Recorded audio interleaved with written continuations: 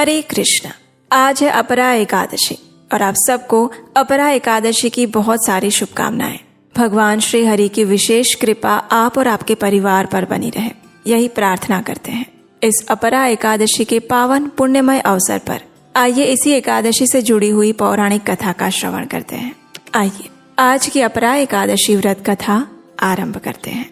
अपरा एकादशी ज्येष्ठ मास के कृष्ण पक्ष में आती है और इस एकादशी का वर्णन हमें प्राप्त होता है ब्रह्मांड पुराण में, जहाँ पर भगवान श्री कृष्ण और युधिष्ठिर महाराज के बीच में एक सुंदर संवाद हुआ था। एक समय महाराज युधिष्ठिर ने भगवान श्री कृष्ण से पूछा, हे जनार्दन, ज्येष्ठ मास के कृष्ण पक्ष में आने वाली एकादशी का नाम क्या है, उसका महात्म्य क्या है, कृपया इस विषय में बताएं। तब भगवान श्री कृष्ण कहते हैं, हे राजन, आपने सभी के कल्याण हेतु एक बुद्धिमान प्रश्न पूछा है। ज्येष्ठ मास के कृष्ण पक्ष में आने वाली एकादशी का नाम है अपरा एकादशी। ये इतनी पुण्यमयी, लाभदायक है कि ये समस्त पापों से मुक्त करवाती है।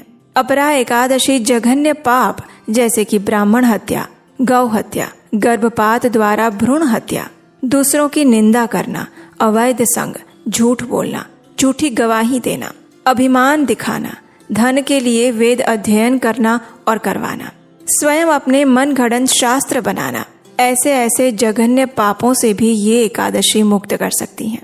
एक विश्वासघाती, ठग, ज्योतिष और धोखेबाज वैद्य भी झूठी गवाही देने वाले के समान ही पापी माने गए हैं। अपरा एकादशी का व्रत करने से इन सभी पापों से भी मुक्ति मिल सकती है।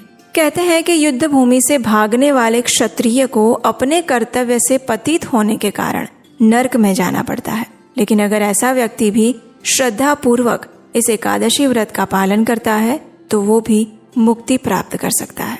जो भी शिष्य अपने आध्यात्मिक गुरु से ज्ञान प्राप्त करने के बाद उनकी निंदा करता है, वो निश्चित रूप से महान पाप अर्जित करता है। ऐसा गर्हित व्यक्ति भी अपने पाप फलों से मुक्ति प्राप्त करके परम गति प्राप्त कर सकता है, अगर वो श्रद्धा पूर्वक अपरा एकादशी व्रत का पालन करता है। अपरा एकादशी इतनी महान है कि पवित्र तीर्थों की यात्रा, पवित्र नदियों में स्नान, दान आदि द्वारा जो प्राप्त पुण्य फल होते हैं वो सब भी अपरा एकादशी व्रत का पालन करने से सरलता से मिल जाते हैं। ये पाप फलों के वृक्ष को काटने के लिए एक तीक्ष्ण कुल्हाड़ी के समान और पापों के ईंधन को जलाकर राख करने वाले दावानल के समान मानी गई एकादशी है। ये एकादशी अज्ञान द्वारा उत्पन्न अंधकार को समाप्त कर देती है और उज्जवल सूर्य के समान बताई गई है। ये पाप कर्मों रूपी हिरण के लिए सिंह के समान है। इस अपरा एकादशी के व्रत और भगवान त्रिविक्रम स्वरूप में भगवान विष्णु की उपासना करने से मनुष्य को परम मंगलकारी वैकुंठ धाम प्राप्त होता है। जो भी मनुष्य पूर्ण श्रद्धा और निष्ठा के साथ इस एकादशी के महात्म्य का श्रवण भी करता है या फिर उसको पढ़ता है तो वो भी समस्त पापों से मुक्त हो जाता है। अगर एक छोटी सी गलती से आपकी एकादशी का पूरा फल कम हो जाए तो, और ऐसा ना हो इसीलिए हर एकादशी को करें बिल्कुल सही तरीके से। 24 एकादशियों की संपूर्ण कथा, विधि और एग्जैक्ट पारण टाइमिंग एक ही पुस्तक में पद्म पुराण के आधार पर लिखी गई एकादशी संपूर्ण मार्गदर्शिका ई बुक। और इस बुक को खरीदने के साथ ही आपको मिलेगा एक स्पेशल गिफ्ट, और वो है उपदेशा एकादशी प्राइवेट ग्रुप का एक्सेस, हर स्टेट का एक्यूरेट पारण समय, reminders, recipes, do's and don'ts और आपके हर प्रश्न का समाधान। और ये संपूर्ण सेवा आज केवल 199 रुपए में मिल रही है, और वो भी सिर्फ पहले आने वाले 100 भक्तों के लिए। इसका लिंक बायो में दिया गया है, अभी टैप करें। और हाँ, अगर आप हमारे इस वैदिक ज्ञान के प्रचार कार्य की सराहना करते हैं और इस कार्य में अपना योगदान देना चाहते हैं तो स्क्रीन पर नंबर दिया गया है, वहाँ आप हमें आर्थिक रूप से अपनी सहायता भेजकर भी हमारा उत्साह बढ़ा सकते हैं। और इस प्रकार भगवान श्री कृष्ण ने इस एकादशी व्रत की कथा का समापन किया। ये अत्यंत पुण्य फल प्रदान करने वाली एकादशी है और इसीलिए इस एकादशी पर भगवान श्री कृष्ण के पवित्र नामों का अधिक से अधिक जप करना चाहिए। हरे कृष्ण महामंत्र को जपना चाहिए, और ये महामंत्र है हरे कृष्ण कृष्ण कृष्ण हरे हरे, हरे राम राम राम हरे हरे। इस महामंत्र की 16 माला का जप या 25 माला का जप कम से कम इस दिन करना चाहिए। तुलसी देवी की पूजा अर्चना करनी चाहिए। प्रातः ब्रह्म मुहूर्त में उठकर मंगला आरती करना चाहिए या उसका दर्शन करने चाहिए। एकादशी व्रत का निर्धारित समय के अंदर पारण करना चाहिए। अपनी क्षमता के अनुसार दान देना चाहिए, क्योंकि ज्येष्ठ मास के कृष्ण पक्ष में आने वाली ये अपरा एकादशी मनुष्य को अपनी मनोवांछित सर्वोच्च आध्यात्मिक गति प्रदान कर सकती है। और इसीलिए प्रत्येक मनुष्य को पूर्ण श्रद्धा और निष्ठा के साथ इस एकादशी व्रत का पालन करना चाहिए। इस एकादशी पर हम उपवास का पालन करते हैं। कई भक्त निर्जल एकादशी व्रत रखते हैं, लेकिन सभी के लिए ये संभव नहीं हो पाता, तो वे सजल यानी कि जल, फलों का रस, फल इत्यादि लेकर भी अपना ये एकादशी उपवास रख सकते हैं। और अगर अधिक ज्यादा आवश्यकता हो तो इस एकादशी पर एकादशी के लिए बनाए जाने वाले व्यंजन या प्रसाद, उसके साथ भी उपवास किया जा सकता है। लेकिन एकादशी के दिन किसी भी प्रकार से अन्न का सेवन नहीं करना चाहिए। और अन्न में क्या आता है? गेहूं, चावल, दाल इत्यादि और उससे बने हुए अलग अलग खाद्य पदार्थ। हमारे शास्त्र बताते हैं कि एकादशी के दिन सभी अन्न के अंदर पाप पुरुष निवास कर जाता है, और जो भी व्यक्ति एकादशी के दिन अनाज खाता है उसके अंदर वो सारे जघन्य पाप आ जाते हैं। इसलिए एकादशी के दिन हम किसी भी प्रकार से अन्न का सेवन नहीं करते हैं। अगर कोई बीमार है, वृद्ध है, गर्भवती महिलाएं हैं, तो उनके लिए एकादशी प्रसाद, दूध से बने हुए पदार्थ, ये सभी खाने के लिए छूट दी जाती हैं। मुख्य तत्व यही है कि एकादशी के दिन हम अपनी चेतना को अधिक से अधिक भगवान श्री कृष्ण के ऊपर केंद्रित करके रख सकें।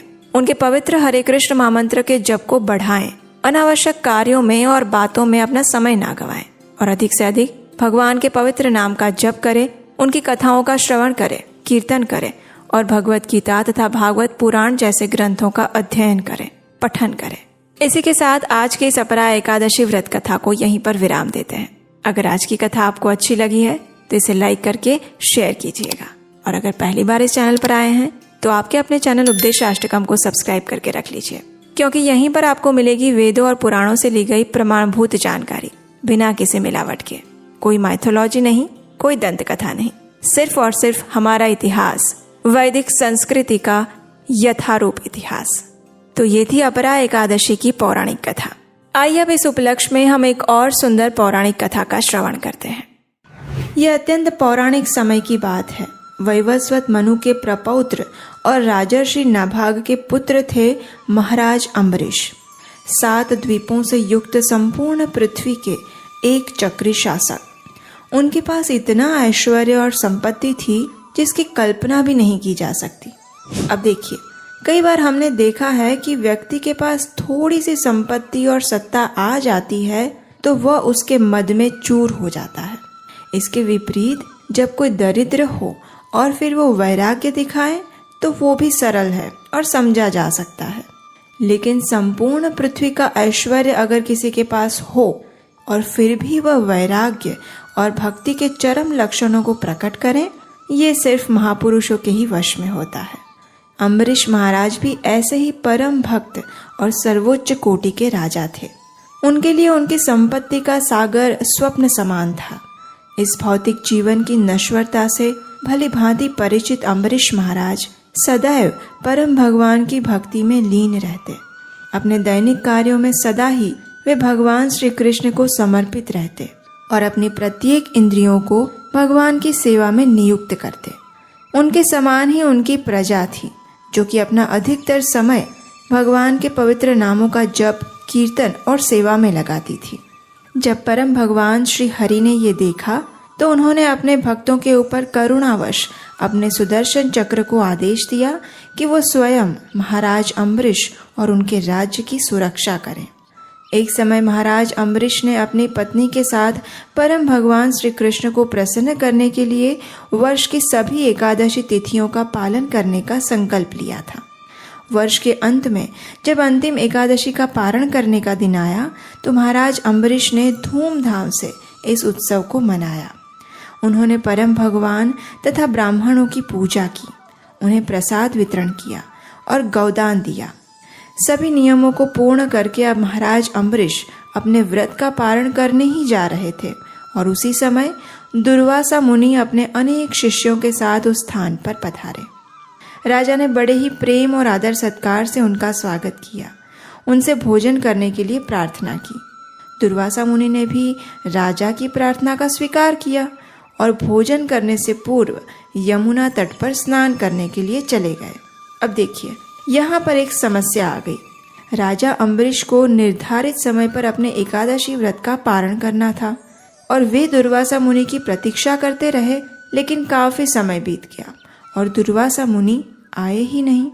अब पारण का समय भी निकला जा रहा था, सिर्फ एक घड़ी शेष रह गई थी। अब ऐसी स्थिति में राजा अम्बरीश के समक्ष धर्म संकट खड़ा हो गया। अगर वो इस एक घड़ी में पारण नहीं करते हैं तो उनका संपूर्ण वर्ष की एकादशी का व्रत टूट जाएगा, और अगर वो पारण कर लेते हैं तो दुर्वासा मुनि को बुरा लगेगा कि राजा ने उनकी प्रतीक्षा किए बिना ही पारण कर लिया। तो ऐसी स्थिति में राजा अम्बरीश ने वहां उपस्थित ब्राह्मणों से पूछा। राजा ने कहा, हे विद्वानों, ऐसी विकट स्थिति में मेरा क्या कर्तव्य है? कृपया आप सब शास्त्रों द्वारा प्रमाणित कोई उपाय बताएं। राजा की स्थिति को देखते हुए ब्राह्मणों ने कहा, हे राजन, इस स्थिति में शास्त्रों का कथन यही है कि आपने इन सभी एकादशियों का पालन संपूर्ण निर्जल रहकर किया है। इसलिए अगर आप भगवान के चरणामृत का स्वीकार कर लेते हैं तो इस जल से आपका पारण हो जाएगा और इस प्रकार आप दुर्वासा मुनि को भी संतुष्ट रख पाएंगे। ये सुनकर राजा ने वही किया जो ब्राह्मणों ने कहा। राजा ने भगवान के चरणामृत की सिर्फ एक बूंद स्वीकार की और अपने व्रत का पारण कर लिया। अब वे दुर्वासा मुनि के आने की प्रतीक्षा करने लगे।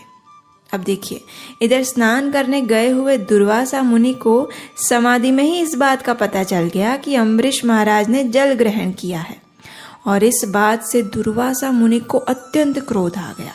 उन्होंने सोचा, एक तुच्छ क्षत्रिय राजा ने मेरा अपमान किया है, मुझे भोजन के लिए आमंत्रित करके स्वयं मुझसे पहले जल ग्रहण कर लिया।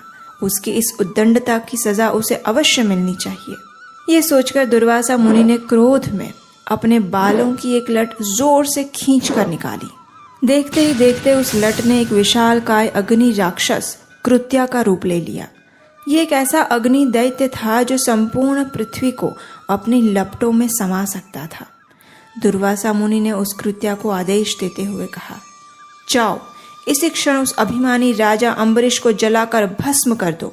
वो ब्रह्मज्ञानी ऋषियों के लिए शत्रु रूपी है, उसने हमारा घोर अपमान किया है। शीघ्र जाओ, उसे भस्म कर दो। अब आज्ञा पाते ही कृत्या पहुंच गया राजा अम्बरीश के समक्ष। महाराज अम्बरीश भी समझ गए कि क्या हुआ है, लेकिन वे भगवान के शुद्ध भक्त थे। कृत्या को देखकर वे थोड़े से भी विचलित नहीं हुए। उन्होंने उसे दुर्वासा मुनि का आशीर्वाद समझकर स्वीकार किया और हाथ जोड़कर उसके समक्ष खड़े रह गए। लेकिन आपको क्या लगता है, जो भगवान के भक्त होते हैं उनकी ऐसी स्थिति में भगवान मौन खड़े रहेंगे क्या? जी नहीं, भगवान अभी कोई आज्ञा दे उसके पहले ही सुदर्शन चक्र वहां पहुंच गया था और एक क्षण में सुदर्शन ने अपने तीक्ष्ण तेज और शक्ति से उस कृत्या नामक अग्नि दैत्य को जलाकर भस्म कर दिया। और अब वह सुदर्शन दुर्वासा मुनि को भस्म करने के लिए उनके पीछे गया। जब दुर्वासा मुनि को ये पता चला तो वे अत्यंत लज्जित और भयभीत होकर सुदर्शन से बचने के लिए चारों ओर भागने लगे। आकाश, पाताल, समुद्र, गुफाएं, दसों दिशाएं, हर जगह सुदर्शन ने उनका पीछा किया। इंद्र इत्यादि तो क्या, स्वयं ब्रह्मा जी और शिव जी ने भी उन्हें शरण नहीं दी। आखिर भगवान शिव ने उन्हें दया करके भगवान श्री विष्णु के पास जाने का सुझाव दिया। भय से कांपते हुए दुर्वासा मुनि उसी क्षण भगवान नारायण के पास पहुंचे और उनसे प्रार्थना करते हुए कहने लगे, हे प्रभु, आप इस संसार के आदि और अंत हैं। आपके नाम का स्मरण करने मात्र से व्यक्ति नारकीय जीवन से मुक्त हो जाता है। आपके भक्त महाराज अम्बरीश के प्रति मैंने घोर अपराध किया है। कृपया मुझे क्षमा करें प्रभु, मुझे क्षमा करें। अब देखिए, भगवान हरि अपने वक्ष स्थल पर भृगु ऋषि की लात को सह सकते हैं, अपना अपमान भी वो सह लेते हैं, लेकिन अगर कोई उनके भक्त की निंदा करे या भक्त के प्रति कोई अपराध करे तो भगवान उसे कभी भी क्षमा नहीं करते।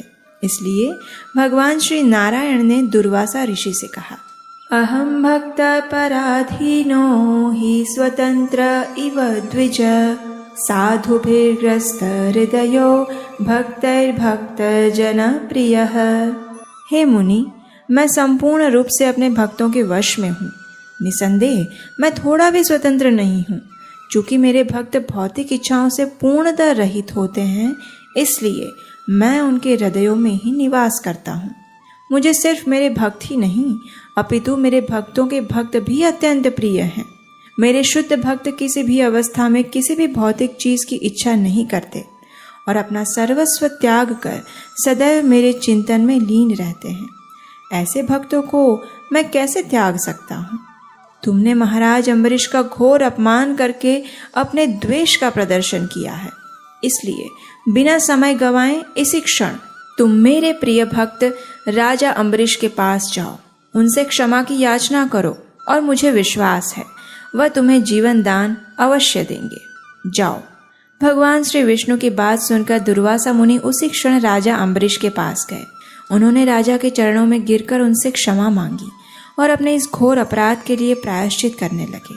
महाराज अम्बरीश अत्यंत विनम्र होने के कारण ऋषि को इस अवस्था में देखकर लज्जित होने लगे और उन्होंने दयावश सुदर्शन से दुर्वासा ऋषि की रक्षा के लिए प्रार्थना की। राजा की प्रार्थना सुनकर सुदर्शन चक्र वापस चला गया। दुर्वासा मुनि ने राजा की स्तुति की और उन्हें आशीर्वाद प्रदान किया और इस प्रकार भगवान ने अपने एक शुद्ध भक्त के गुणों का प्रचार किया। आज मैं आपको चलिए एक सच्ची घटना बताती हूँ। पिछली एकादशी के अगले दिन द्वादशी को हमारे एक दर्शक का मैसेज आया था। उन्होंने लिखा था कि मेरी आज एकादशी टूट गई। मैं 10 वर्षों से एकादशी करती आ रही हूँ। इस बार पारण का समय पता ही नहीं चला और 1 बजे मैंने पारण कर लिया। मुझे बहुत बुरा लग रहा है। अब जरा सोचिए, 10 सालों की श्रद्धा, 10 वर्षों का संकल्प और केवल पारण के सही समय की जानकारी के बिना उस दिन एकादशी का व्रत उनका खंडित हो जाता है। उस दिन उनके मन में जो वेदना हुई होगी वो मैं समझ सकती हूँ। हमने उन्हें समझाया, सांत्वना दी, पर उस दिन हमारे मन में एक विचार आया कि आखिर ऐसा क्यों हुआ, और जवाब एक ही मिला, और वो ये कि जब हम गूगल पर रैंडम सर्च करते हैं, व्हाट्सएप फॉरवर्ड मैसेजेस पर भरोसा कर लेते हैं और इधर उधर से टाइम ढूंढने की कोशिश करते हैं तो ऐसा ही होता है। और इसीलिए एकादशी के पारण समय और अन्य महत्वपूर्ण जानकारियों के लिए हमें सिर्फ और सिर्फ प्रमाणभूत स्रोतों के ऊपर ही निर्भर रहना चाहिए। और यही कारण था कि हमने ये ई बुक यानी कि एकादशी संपूर्ण मार्गदर्शिका तैयार की है, जो पद्म पुराण और हरिभक्ति विलास के आधार पर लिखी गई है। और आज इस ई बुक के साथ हम आपको दे रहे हैं एक स्पेशल गिफ्ट, और वो है उपदेशा एकादशी प्राइवेट ग्रुप और उसका एक्सेस, एक एक्सक्लूसिव व्हाट्सएप चैनल जहां पूरे वर्ष भर हर एकादशी से पहले आपको रिमाइंडर मिलेगा। भारत के अलग अलग राज्यों के मुख्य शहरों का पारण समय मिलेगा। एक्सक्लूसिव फलाहारी रेसिपीज मिलेंगी, डूज और डोंट्स की संपूर्ण जानकारी मिलेगी। और अगर कोई प्रश्न है, एकादशी से जुड़ा हुआ कोई भी संशय है, तो आप सीधे वहां पर पूछ सकते हैं। और हाँ, इस ई बुक को परचेज करते ही आपको उसी पेज पर इस ग्रुप में जुड़ने का लिंक भी मिल जाएगा। बस एकादशी का संकल्प लीजिए और बाकी का हम संभाल लेंगे। इस ई बुक का मूल्य है 699 रुपए, लेकिन आज ये सेवा ई बुक और प्राइवेट ग्रुप ये दोनों ही केवल 199 रुपए में आपको मिल रही है। सबसे पहले आने वाले सिर्फ 100 भक्तों के लिए। इसका लिंक नीचे डिस्क्रिप्शन में मिल जाएगा, क्योंकि हम हृदय से चाहते हैं कि आपकी एक भी एकादशी 10 वर्षों की श्रद्धा के बाद भी अधूरी नहीं रहनी चाहिए। तो जल्दी कीजिए, डिस्क्रिप्शन बॉक्स में जाकर तुरंत इस ई बुक का और इस व्हाट्सएप ग्रुप का लाभ उठाइए। हरे कृष्णा।